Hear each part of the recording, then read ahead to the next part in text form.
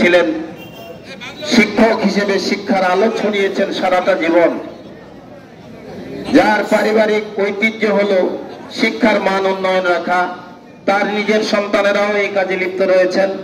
চলাফেরায়, উঠা বসায়, কথাবার্তায় অথবা আদব দেওয়ার ক্ষেত্রে, আপনি ছাত্র হিসেবে আপনাকে শিক্ষা দেওয়ার ক্ষেত্রে যদি কোনো রকমের আপনার দৃষ্টিতে অনৈতিক কোনো অবিচার হয়েছে, আজকের এই মাঠে আমরা সকলেই তাকে আল্লাহর হস্তে মাফ করে দিই। সবাই মাফ করে দিলাম তো ইনশাআল্লাহ।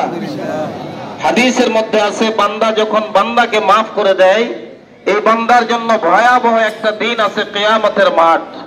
আল্লাহ তাআলা ওই দিন ওই বান্দাকেও মাফ করে দেন।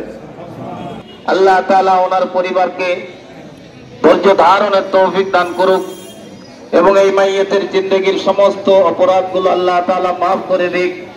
কবর জগতে মুনকির নাকিরের সওয়াল জবাবকে সহজ করে দিক। আমরা নিজেরাও দোয়া করব, আমাদের ভিতরে অনেকেই অসুস্থ রয়েছেন, অনেকেই রোগ পীড়ায় ভুগতেছেন।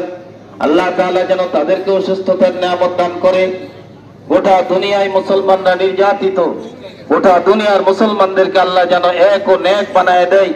গোটা দুনিয়া থেকে সমস্ত অশান্তি যেন আল্লাহ তাআলা দূর করে দেয়।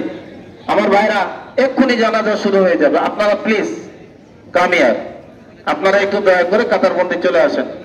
আর কেউ কোনো কথা বলবেন?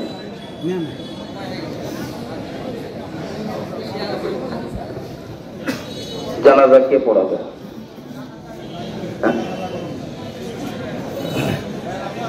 বলে যাই, কিছু বলবেন? সালাম দেবেন, করতে পারেন।